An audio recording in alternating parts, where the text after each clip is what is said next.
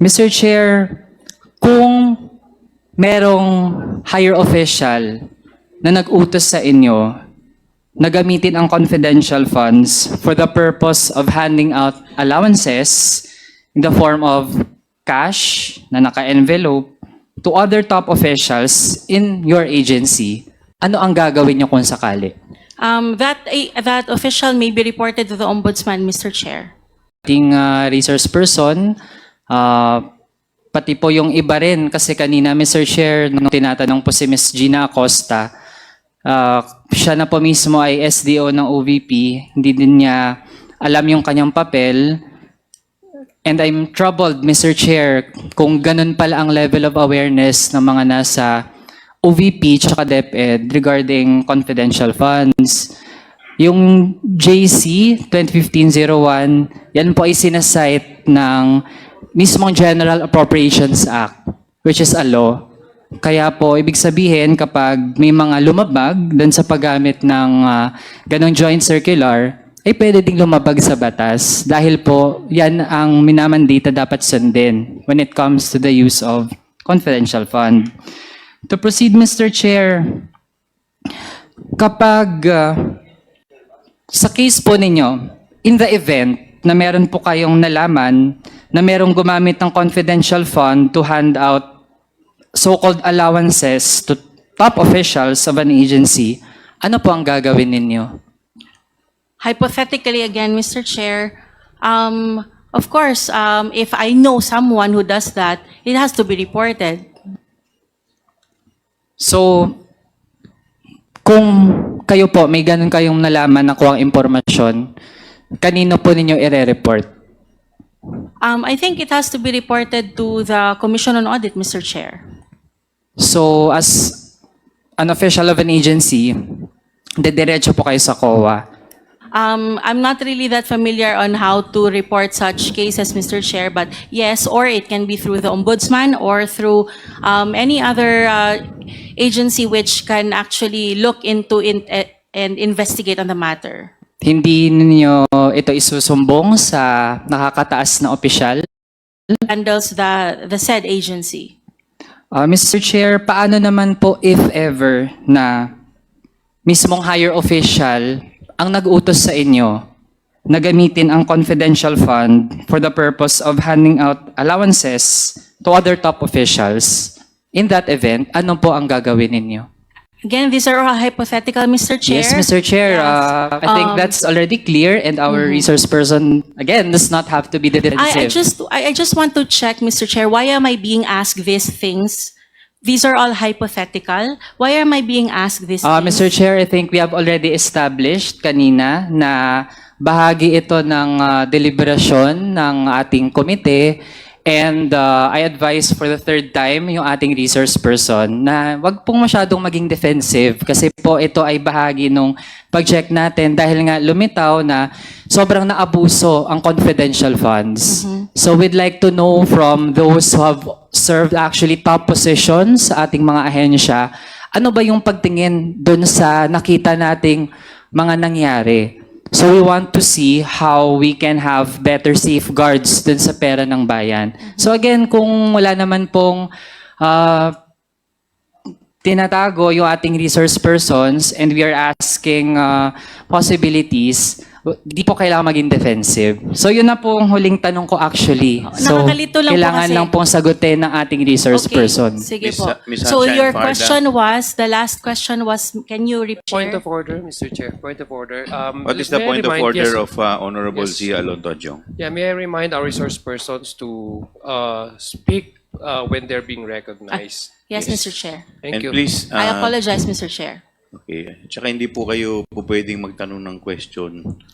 So, parang I apologize, siya po ang Mr. tinatanong Chair. ninyo eh. Yes. Please continue, Congressman Manuel. Thank you, Mr. Chair. Mr. Chair, kung merong higher official na nag-utos sa inyo na gamitin ang confidential funds for the purpose of handing out allowances in the form of cash na naka-envelope to other top officials in your agency, ano ang gagawin niyo kung sakali? That official may be reported to the Ombudsman, Mr. Chair. So, ibig sabihin, you are ready to file a complaint against that higher official, If that is the case, if it is true, Mr. Chair. and you are willing na ilahad ang iyong nalalaman. If that is an actual circumstance, Mr. Chair, of course, Mr. Chair. Okay. So, ayun, nasagot naman pala, Mr. Chair. So, yun lang yung mga tanong ko so far for Ms. Sunshine Fajarda.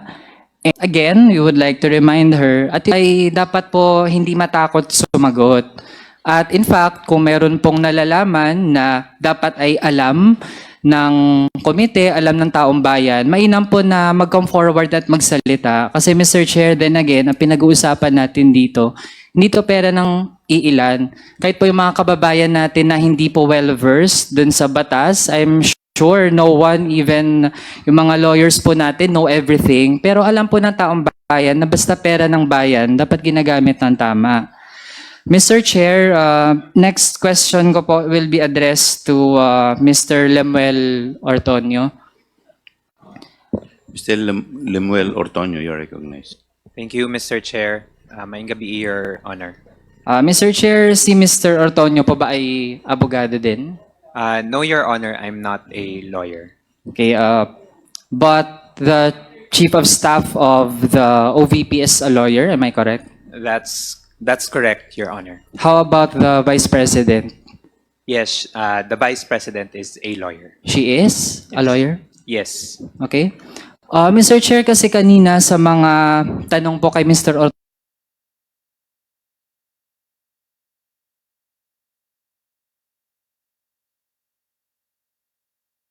Ortonio, kung paano nagamit, paano pinapaliwanag, paano ginamit. Several responses po, Mr. Chair, ay tinuturo ang security officer na pinagbigyan ng buo-buong confidential funds.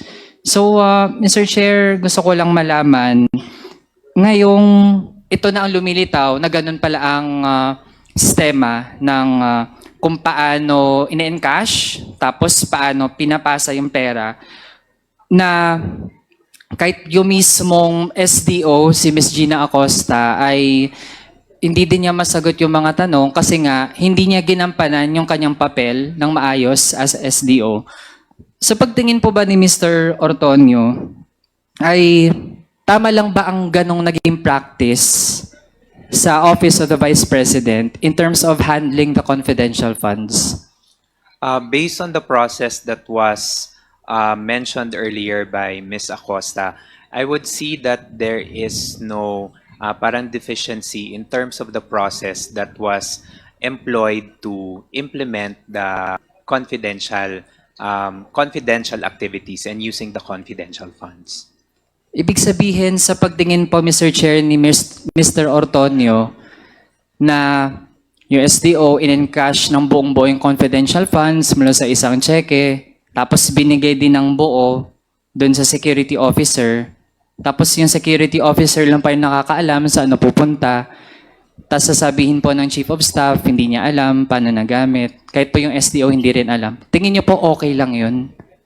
I would assume na yes, it's acceptable considering that, as mentioned by Ms. Acosta, she is not familiar with how it is being operated on the field.